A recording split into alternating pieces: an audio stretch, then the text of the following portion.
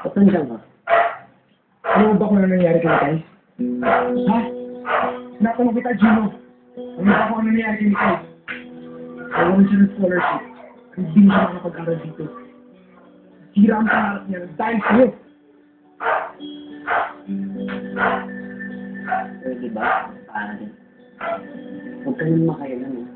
Sa amin ang nanikay na. At kasalanan kayo sa kanya, hindi sa'yo. Tumabi ka dyan, baka di kita matansya, patungan kita. Gino!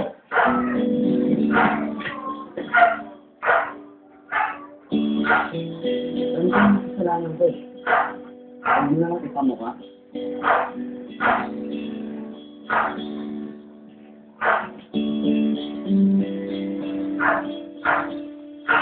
Ano ba ang nagawa ko?